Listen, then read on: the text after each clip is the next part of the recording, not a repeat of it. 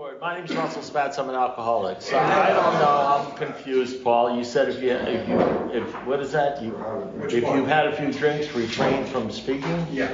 I'm sitting with like Big Daddy's cup. You always want to be a little fortified before you do something like this to sort of loosen up your nerves. You know what I'm talking about? And then you told me I'm supposed to speak on step 2, and I'm saying I'm telling you, I said, who knew? I can't wait to hear what I have to say. I'm excited.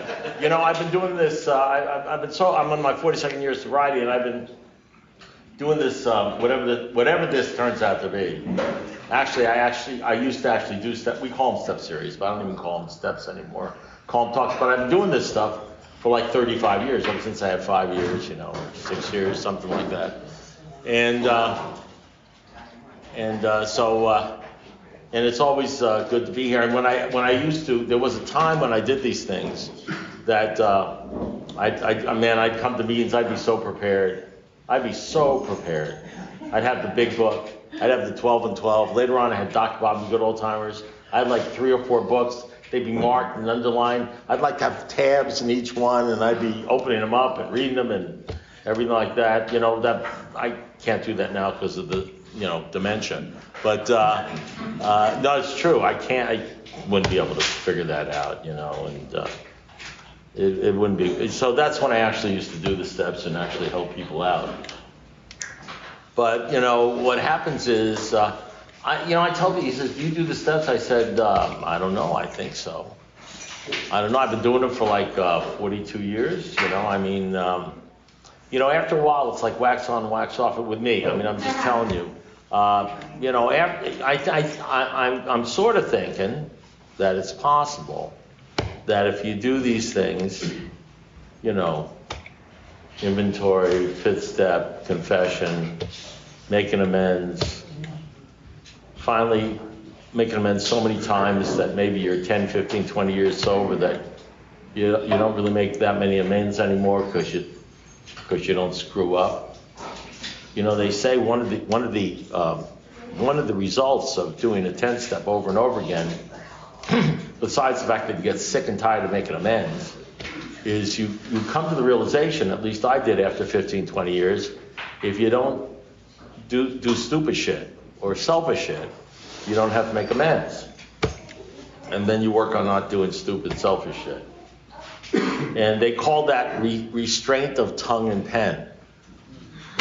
So when you restrain your tongue and you restrain your pen, and you don't have to argue or get the last word in, and you avoid crazy people and crazy stuff, if you can manage to do that, because you can see them coming, actually. Especially if you've sponsored hundreds of them, you can see them coming. If you do that, you find that after quite a few years of sobriety that it doesn't seem like you're doing the steps. It just seems like you're living your life. Like they say, your alcoholic life seems the only normal one. You get up in the morning, you drink like a fish, you screw up people, you hurt people, it's a tornado going through people's lives, you're going freaking crazy, you're hating yourself, you're hating other people, you're mad, you're angry, you're upset. Everything. I can't believe this bullshit that I have to go through. Why is this always happening to me? Your brain is all full with the crap that it's filled with. Every day it's just a battle of between you and the assholes out there, and you know what I mean? And you just get mad and you get pissed off, and if somebody, God forbid, says to you, "What are you so mad about?" I say, "Hey, if it happened to you, you'd feel the same way too," and you don't think there's anything wrong with you because it's normal for you, and and you can't separate the truth from the false. You don't even know because you believe you're absolutely right, and you're not actually doing the steps. You're doing the alky thing, right? You're doing your alky thing. You're drunk or sober. You're acting like an alcoholic. You're not emotionally sober. You're acting like an. Does anybody here remember when they used to act like an alcoholic? Yeah. Actually, I'm not. I know you're all alcoholics now, and I know you're all alcoholics now, and you have your moments. You understand what I'm saying? But do you remember when you actually lived the life of an alcoholic? To be an alcoholic, it's more than the drinking. You're an alcoholic even when you're not drinking. You have these obsessions with booze, with women, with men, with sex, with yourself, Everything is a problem, it's all bullshit, that's the deal. You only get upset when you're not getting your own way, when people, and you guys don't remember that? Yeah. You remember that? Well, when that happened, did anybody say to you, well, are you doing the Alki thing? What are you doing? Well, the Alki thing, and they mapped out not steps, but if they did what I did, like you're mad at people and people are assholes and you always call them names, you're thinking bad things about it, and they then say, I'm not doing it, that's my life, man, that's the way I live, and so you come in here and you go through this training period, like this boot camp, so you don't drink, and slowly but surely you keep on doing these step things, and you do the you do all this stuff, and the written, so somewhere around 15 years, 20 years, 30, somewhere along the thing, you just start feeling, what do they say, rocket in the fourth dimension of existence? Experience too much of heaven. You're going to know peace. You're going to know peace. Isn't that what they say? You lose fear of people and economic insecurity. Hey, what if they're not lying about that? Hey, what if they're not lying? What if that's the truth? What if that actually happens to alcoholics? Maybe not in the first 10 or 15 years or 20 years or 30 years. But what if that actually happens to a few alcoholics every once in a while? They get to the point, And so you go up to one of them alkies and you say, so how do you do the steps?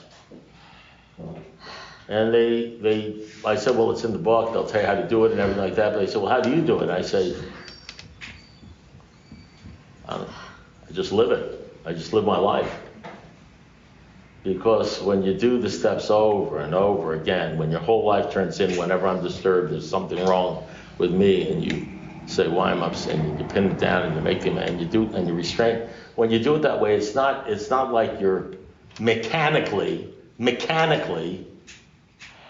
some sort of puppet, mechanically forcing yourself to not hurt people. You're not forcing yourself not to do stupid things, forcing yourself not to hurt people, forcing yourself to do service, forcing yourself to love people, forcing yourself to pray for people you don't like. You're not forcing yourself to believe that there's a power greater than yourself that restores you to sanity. You're not forcing yourself to turn your life over to God. You're living a turned over life. You wake up believing in God and loving God. The whole day all you're doing is thinking about God. You go to sleep thinking about God. Maybe you listen to hymns on the radio like I do all the time. You hang out with people that are talking about God. You go to meetings, you talk about God because you never apologize for it, because you've lost fear of people in economic insecurity, and you want to just share the message that you've shared. You become like Bill Wilson became. See, I know Bill Wilson. I know who he is. I know what he was. I know all about him. I even know who his God is. I know who Bill Wilson's God was, of his understanding. I happen to have the same God, but you don't have to have the same God. I know because you have to be dumb as shit not to understand who his God is and read the book and read all the books. But if you have any doubt in your mind, in Alcoholics Anonymous number 3, there's a line where Bill Dotson, the man on the bed, said I was missing something. I knew there was something I was missing. Something a person ought to have. A peace, a release, something a person ought to have. And then one day I was sitting in my kitchen with Bill and my wife and Henrietta, not Henrietta Seiberling, Bill Dotson's wife. And Bill said this is in the book, check it out. This is conference approved stuff. I wouldn't give a shit if it wasn't. It's definitely Founders approved, but it's conference approved because it's in the book. And it says, and this is what Bill Wilson said. He said, Henrietta, the Lord has been, he didn't say the higher power. He didn't say HP, you know what I mean? Or the God of my understanding, He said, Henrietta, he said, the Lord has been so wonderful to me, curing me of this terrible disease that I have to keep talking about it and telling other people. And Bill Dotson said, that changed my life. He said, I could see that Bill Wilson gave all credit to God. All credit to God. And that's how he lived his life. And by the way, I happen to know Dr. Bob, and I know who his God was. And I got the same guy. I know I got the same guy because Clarence, in Dr. Bob and the Good Old Timers, Clarence the Brewmaster, when he was 12-stepped by Dr. Bob, it went like this. And you can check it and read it out. By the way, this is conference approved. Conference approved, and it's not approved by everybody in AA though, But this isn't exactly Well People's Anonymous, is it? It's conference approved. So Clarence the Brewmaster, who founded the Akron Group, and he said, this is how my 12-step went. He said, Dr. Bob came in to see me. He says, I was 135 pounds. I was like 30 years old. He said, you look kind of young. He said, I don't think you're ready yet. Clarence said, I was 135 pounds. I didn't have a job. I didn't have any money. I didn't know how much more ready I could be. And then Bob asked him this. He said, do you believe in God, young fella? And Clarence said, this is what Clarence said. You ready for this? You're going to like this. This is real important. Clarence said, what does that have to do with it? And you'd be interested in what Dr. Bob said? Everything. Everything. God either is or he isn't. What's your decision going to be? It's going to be for God? Are you going to utterly abandon yourself to God? He said everything. He said, well, I guess I do. Guess nothing. You either believe in God or you don't believe in God. Half measures avail you nothing. So Clarence said, well, I do. He says, good, now we're getting somewhere. Get down on your knees off the hospital bed. We're going to pray. I guess he didn't care about killing newcomers. Nobody told him he was killing Clarence, who stayed sober until the day he died. He said, Clarence knew exactly what he was getting involved in. He said, get out of the bed and get on your knees. We're going to pray. Then he prayed the way they did before they went to all meetings. He gave his life to God. And as Clarence said, I did what I was told to do. There were no suggestions. When Dr. Bob was asked the question, what does this first things first mean? Dr. Bob said, it means seek ye first the kingdom of God and his righteousness, and all things will be added unto you. I actually know where that quote comes from in the Bible, because that's what they used. Where they say, really have seen a perfect tale who's thoroughly followed our path. I even know what their path is because I read the book, Dr. Bob, because I didn't want to be ignorant and I wanted more. And I know what the book, I know what the book says.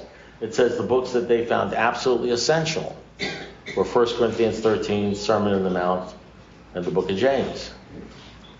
At least that's the way AA was before the conference got a hold of me. And I don't even know those frickin' guys in the conference, you know what I mean? I don't even know them. I don't even think I like them, to tell you the truth, The conference. God save us from committees.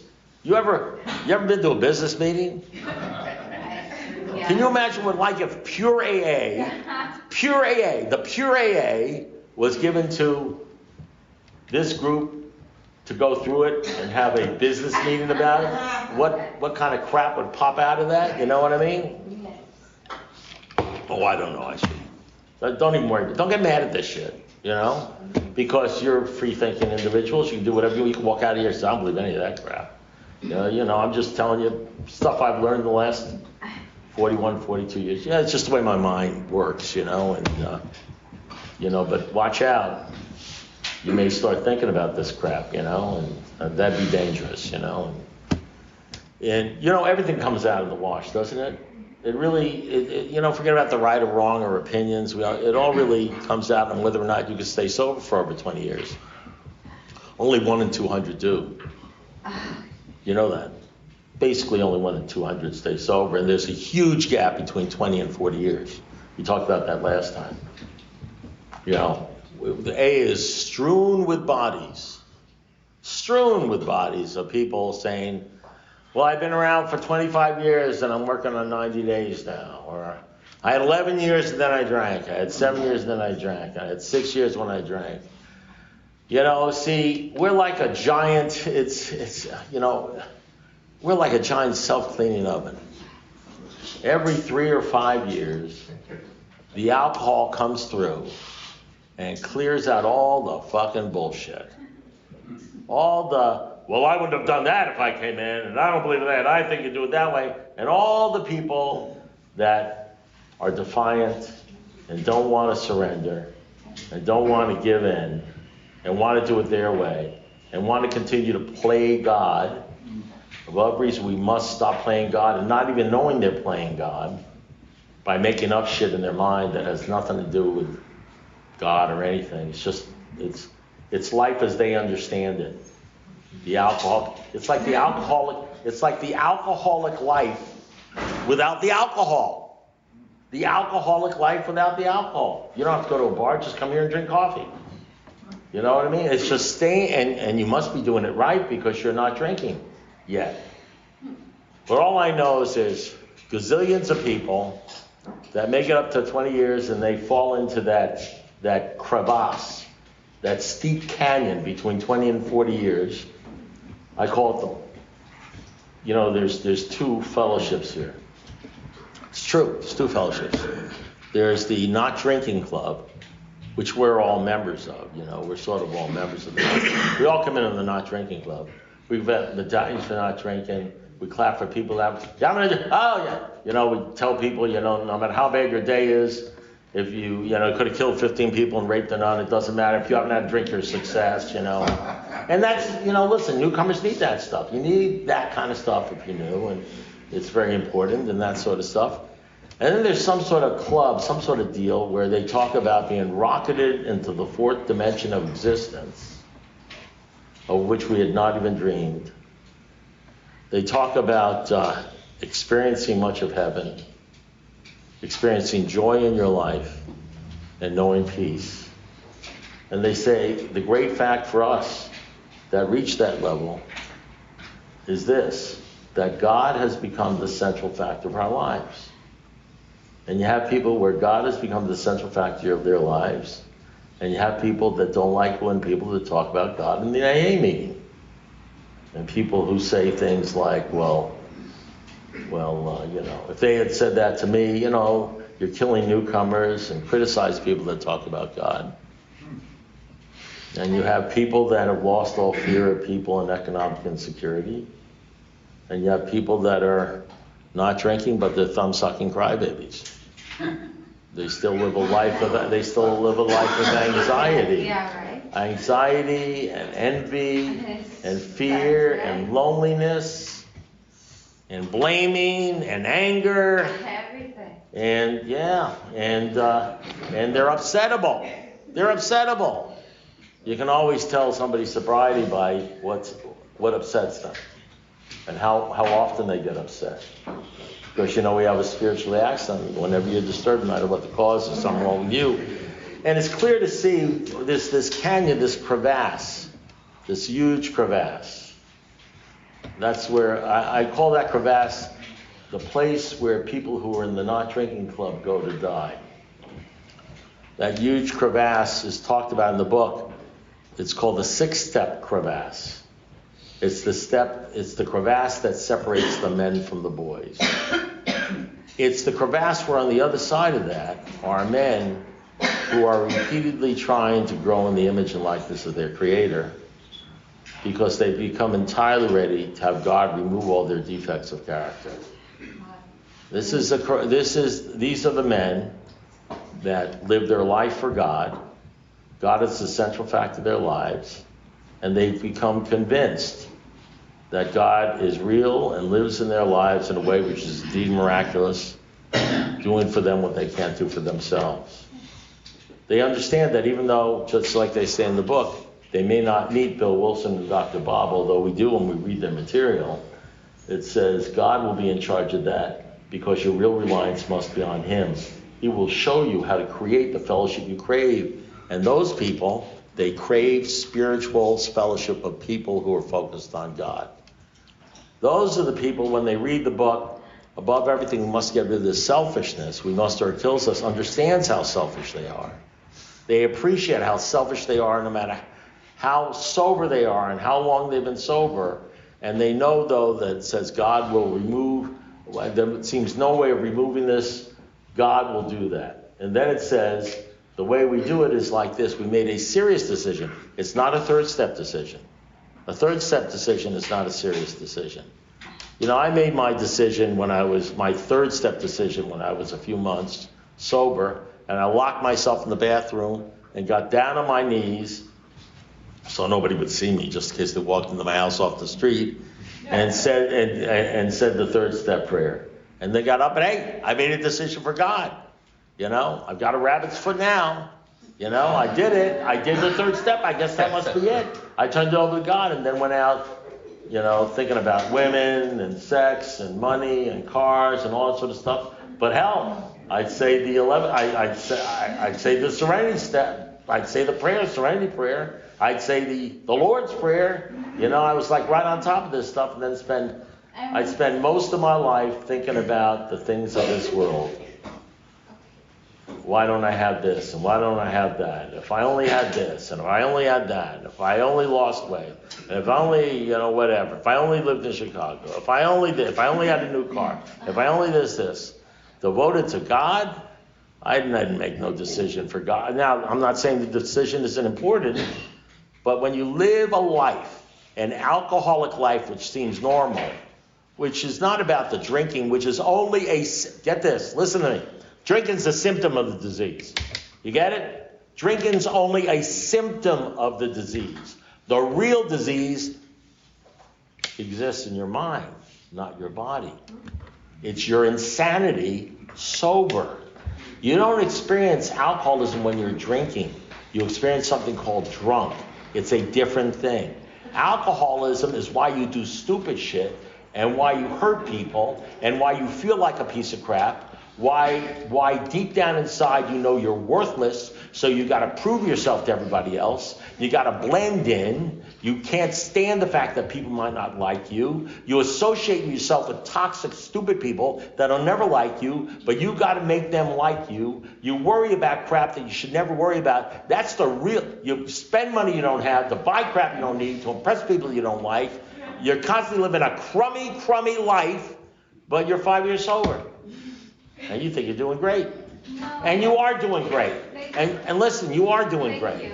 You're welcome. Thank you for that. You are, what's your name, sweetheart? Kelly. I'm so glad you're here. God bless you. I'm glad you're here.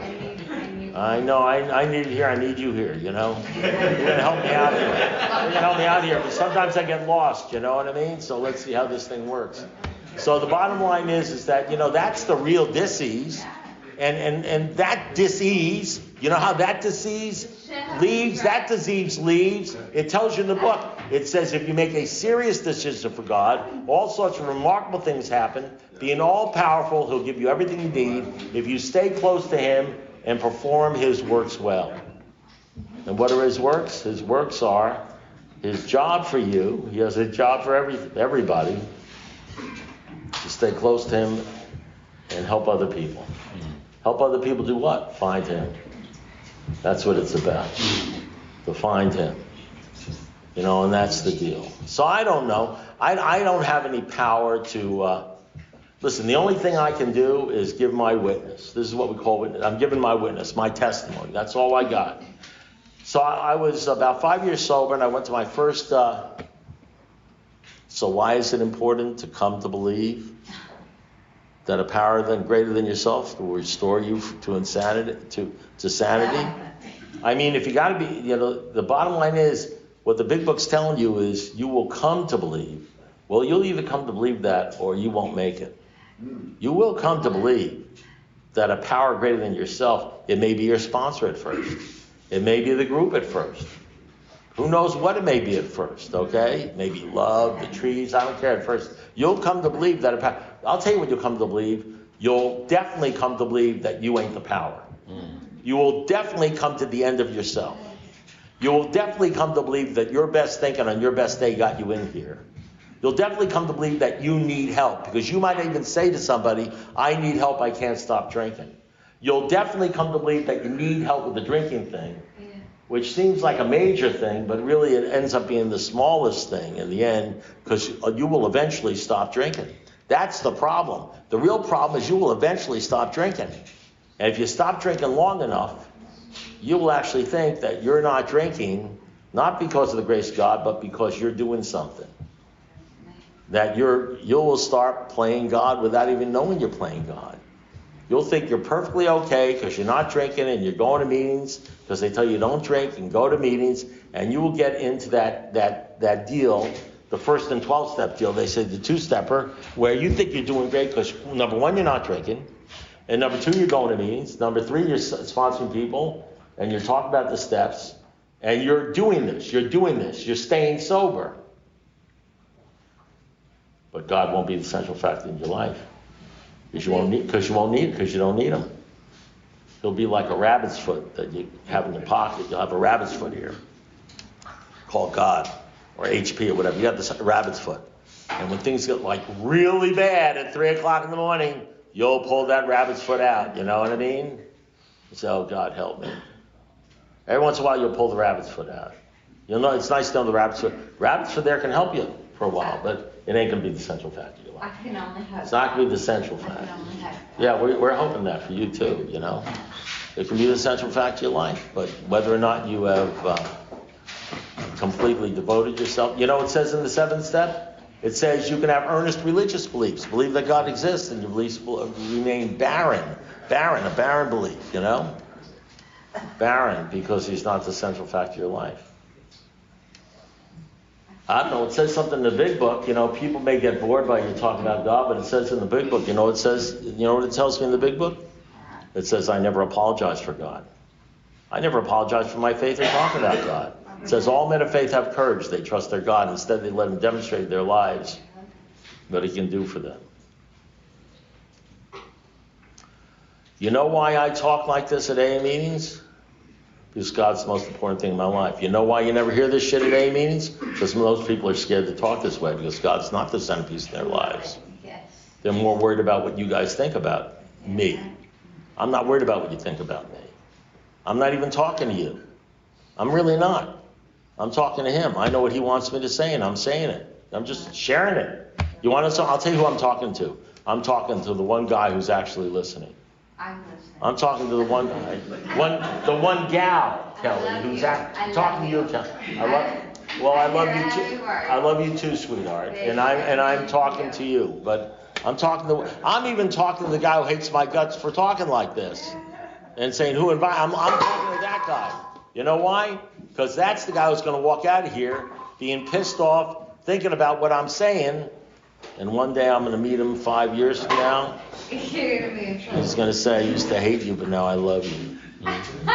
Because you know why? The alcohol's going to come right through and wipe him out, you know, a couple of times. And he's going to change his attitude. Because I can't carry the message. The big book doesn't even tell me I should carry the message. You know that. The big book never says we carry the message. Listen, let me tell you what the story is. When I was 5 years sober, I went to the Homestead group to make my first step series. I was invited to do a step series at the Homestead group. So I go to the Homestead group, and there's a group like this, and I was 31, I was 36 years old, and so I'm doing a step series, I'm doing this deal. And back then I would talk about the steps. Now, by the way, I have a secret. I'm going to tell you a secret. I'm going to tell you a secret. You ready? This is a secret, a deep secret. Some of you may actually understand this. I'm actually talking about the steps. I'm talking about all the steps mushed into one. Because you know why? I'm a product of Alcoholics Anonymous. My whole life is the steps. How I think is the steps. The principles of the steps. There's nothing I can tell you that isn't going to have either step 3 involved, step 11 involved, step 4 involved, step 12 involved. You're getting fed the steps and you don't even know you're getting fed the steps. And some guy back there is saying, I think he's talking about step 10. I think I heard him talk about step 10. I think he's talking about step 1. I think he's talking about step 3, you know. Really, what you hear is based upon what's going on inside of you, and what the Lord gives you. It has nothing to do with me. So I go to this Homestead group, and I'm speaking there at the group, and and I'm not getting any reaction. There's no laughs. I'm doing and I am obviously doing the absolute worst third step meeting in the history of Alcoholics Anonymous. The worst.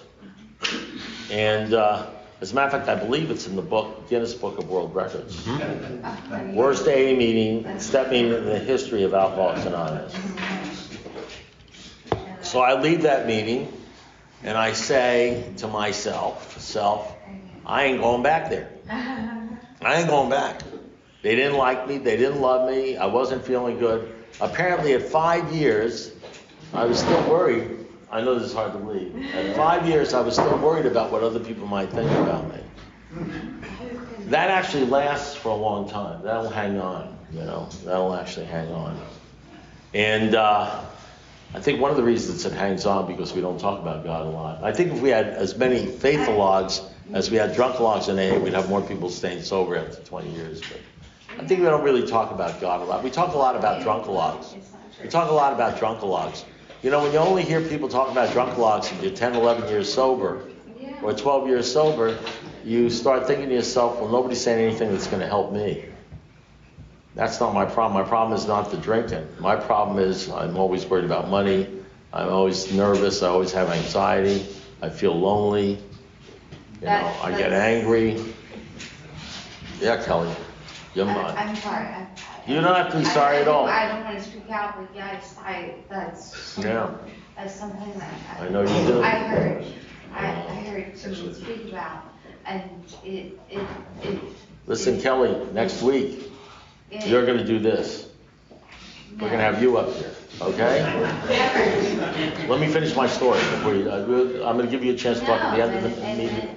The end of the meeting, I'm going to give you a chance. And then lied to me because he said the same thing. Yeah. He said he never, he went over 20 years. 20 years. But it took him finding Jesus. But I got to finish the story. Can I finish the story? Thank you. So I go to the Homestead group, so I say I'm never going to come back again. Now, that's what I'm telling myself. I ain't not coming back to this group, and because they didn't like me, they didn't love me, but of course I'm going back because somewhere my sponsor has trained me well enough. Whenever you say you're going to do something they ask you always say yes. And somehow in my mind, I don't know how this happens to you when you're an alcoholic. I determined in my mind that if I didn't go back there and finish it, I was going to drink. Mm-hmm. And one of the great things that was given to me is I so much didn't want, I may have been an idiot, and I may have had a lot of things wrong with me. I can't tell you how much I did not want to drink. I can't tell you how much I didn't want to drink. And man, if I thought that if I didn't do something, I might drink, I was going to do it. So I was going to go back there. So I went back to this group the next week to do step 4 to where I had done the worst meeting in the history of Alcoholics Anonymous. And before I started, a guy walked up to me and he said, "Can I talk to you?" And I said, "No, this is a true story." I said, "Sure." He says, "I just want you to know my name is John. And you didn't see me, I was in the back of the room, but I was going to drink last week. And my wife left me, I lost my job, she took my child, and I was going to drink, but instead of drinking, I came into the room to see if anybody, just in case, just come into the room to see what was being said. And when you said the chicken was on the roof, the entire program came together for me. And you saved my life." And I'm looking at him and I'm thinking, I never said the chicken was on the roof. I said that. Now listen. Listen. I knew what he was talking about. I was talking a little poultry there at one point, What I had said is, I said the turkey was in the basement. He got the whole thing wrong. Now listen to me. No. No, I took credit for it. I said, chicken on the roof, yeah. One of my favorite deals, you know what I mean? Love it. I can't tell you how many meetings I go to where it say, as Russell says, chicken on the roof. I said, it's amazing, I never But anyway, I get a lot of things get attributed to me. But here's the deal. And then I realized something for the first time about the 12th step. And I didn't know. I said, here I was at an AA meeting. I had done the worst meeting in the history of Alcoholics Anonymous, but I was doing the best meeting I could do that night. And I said at some point at that meeting, turkey in the basement. And it sort of floated across the room, turkey in the basement, and it went all the way to the guy in the back wall, that guy Peter or whatever his name was, and it went in his ear, and God knew exactly what he needed, and it went to his ear, he knew what was missing in his heart, and he heard chicken on the roof. And I got credit for it. And then I realized, I said, Russell, we don't carry the message. The only thing God tells us to do is try to carry the message. Isn't that what it says? We tried to carry the message. So this is probably the worst second step meeting in the history of Alcoholics Anonymous, but it's the best one I can do tonight. And I don't have to worry, because if if everybody, what'd you say to that group? They all got in and they got drunk. I don't feel guilty about it, because I came up and I fulfilled my responsibility. And if somebody stays sober and say, you really helped me out, I don't even take credit for that.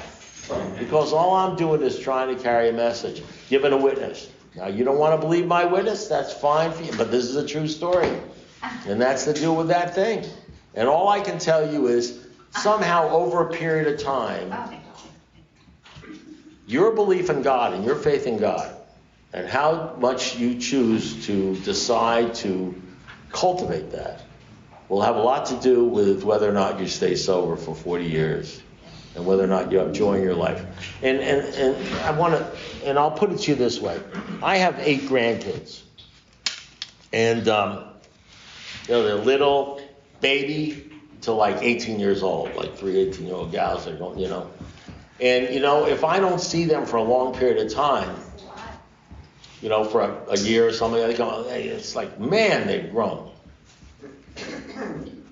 But if I see them every day, they grow like incrementally. A little here, a little there, a millimeter here, a millimeter there. When you're in there's one benefit, one major benefit with staying sober for over 41 years. And let me tell you what a major benefit is.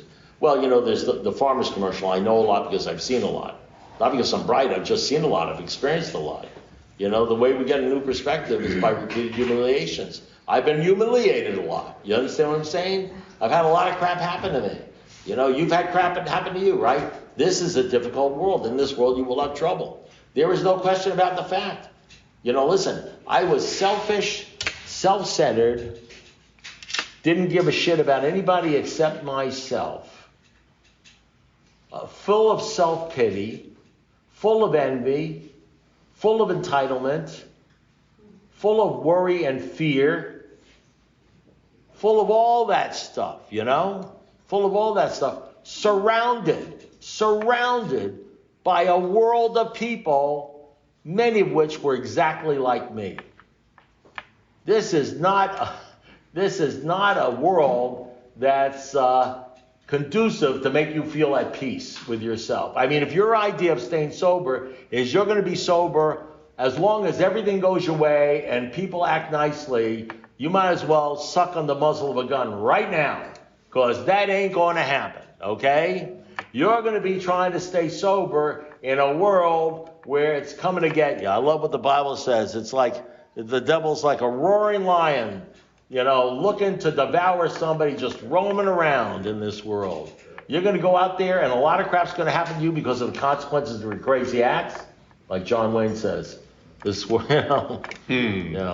is rough, and when you're stupid, it's even rougher, And sometimes you're going to get the shit knocked out of you for nothing you did at all. Just because you're just out there in the street and you get into the car accident, or somebody dies, or something happens that has nothing to do with you. And you're just starting off your great day, and all of a sudden, bam, you got terminal cancer. And bam, your father's dying. Something happens. And that's this world, and that's the way it's going to be. You know, unless you figure out a way how you can be in this world but not of this world. And overcome this world. You know, and the situation of this world, and not base your happiness and your joy on your circumstances, you're going to have some problems here. You may actually be able, because people can do this in AA by going to a lot of meetings and sort of like keeping busy and do what they tell you to do. You can stay sober for 5, 10, or 15 years or 20 years. But it's not going to be happy, joyous sobriety. Here and there, once in a while, an alcoholic being dry at the moment says, feel better, look better, have a better time. We laugh. It's like Sally, we know we'll try the whole old game again because he's not happy with his sobriety. And he doesn't even know. What do you do when you're 5, 10, or 15 years sober and you've done everything you've been told to do in the steps? You think you've done everything and you're still not happy. What are you going to do then, big shot? What are you going to do when you've been working this thing 10 years and everybody's telling you you're sober and you're supposed to be... What are you going to do when you're still worried about money? What are you going to do when you're still worried about what people are going to think about you? What do you do when you live in fear and you've been doing this thing for 10 years or 15 years? Who are you going to call? Ghostbusters? What are you going to do? No, what are you going to do? What are you going to do then? Because I'm going to tell you something. There's not a person in this room that isn't going to hit that invisible ceiling. You're going to hit it more than once. You think you're done with the first step? Hey, the first step ain't done with you. You think you've conquered this alcoholism? Let me tell you something. It's like dancing with the gorilla. You stop dancing when the gorilla gets tired. Let me tell you something. You don't even know. You got shit coming at you that you can't even imagine. You know what I mean? You can't even imagine. You know, one day at a time, you keep on telling yourself it's going to be okay. You're going to find out a little bit about this deal. Through repeated human, I don't care whether you got 10 years, 15 years. I'm here to tell you crap's going to happen. Those 87,000 new IRS agents, they got you on the list. They're looking at you. They're looking at you. They're armed and dangerous, you know. No, but you know that's the thing on this deal. When I was going through this in AA, 5 years, 10 years, 15 years, 20 years, 25 years, and I don't know where this jives with. I want you to think about this for a second.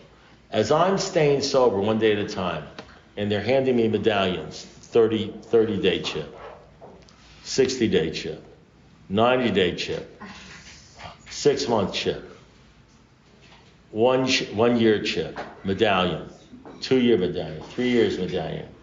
In my mind, I see where I'm getting better slowly. I can see I'm doing okay and I'm grateful because I haven't had a drink. Not having a drink is a big deal. Not having a drink when you're going through stuff is an even bigger deal. So I can see that. But you know what I can't see? Because everything, all the other stuff, all the spiritual stuff, all the stuff that centers in your mind, the drinking is impressive.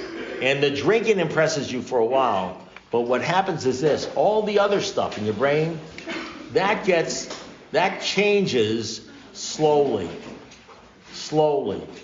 incrementally. 5 years sober, maybe you realize you're doing a little bit better, but you're still waking up at 3 o'clock in the morning worried about the money. 10 years sober, you haven't drank in 10 years, you're sponsoring people, but you're still worried about the money. 15 years sober, you're still worried about what other people are thinking about you. 20 years sober, you're still worried about the money. And you open up the book Alcoholics Anonymous and it says you'll lose fear of people and of economic insecurity. And you say this to yourself, when is that going to happen to me? When is that going to happen to me? I haven't had a drink in 15 years. I've been hitting this thing hard for 15 years. When am I going to lose fear of economic insecurity? When am I going to lose fear of what other people think about me? And you'll meet people in AA. You will meet other people in AA, like that guy met Bill Wilson, and they'll seem to be different. Like Bill Wilson, they'll seem to be at ease with themselves and not worried about what other people think about them. And you'll try to figure out what's going on with them. What's happening to them? And you may even get an inkling that there's something going on with them, like I got an inkling with John Glenn and some people I hung around with that had to do with God being the central fact of their lives. And then you're sitting there and you're thinking this, how do you do that? Let's say I want to do that. Let's say I want to do that. You know what does the big book said? If you want what we have and you're willing to go to any length to get it, then you're ready. And you'll be at a point in your life and you'll be 10 years sober. You'll be 15 years sober. I know one gal who was 35 years sober. And she realized that she's sober, but she's not happy. I'm not. And that you're going to be you're going to be saying, how can I do this? I want it, how can I do it? And then that's the deal you're going to be in, and you're going to have to do what people do, and you're going to have to find those people and that person that has what you want, and you're going to have to latch onto them like a leash. Because the bottom line is this, to get the things in this world that most people will never have or experience, you better be prepared to do the things that most people will never do. And let me tell you something. 95% of the people in Alcoholics Anonymous are not really working the program. They're doing everything in the big book. They think they're doing everything in the big book, except the things they don't want to do. Except the things they don't want to do. There is more, believe me, there is more in the big book that people don't do and refuse to do than they do. So you'll find that out down the road. You know, you don't have to hear it from me. You know, one day if you're sitting there at 3 o'clock in the morning, you're trying to figure out, well, what the hell is the problem? I've been sober 5 years, 10 years, 15 years. And you'll realize it's what it's always been. It's a God thing. It's the God thing. You know what? But it's very true. Thanks for coming, Kelly. You come back. I want to see you next week. Okay, sweetie? Thank you. You're welcome, dear. You've helped me out a lot today. God bless you. Okay, that's all I have to say.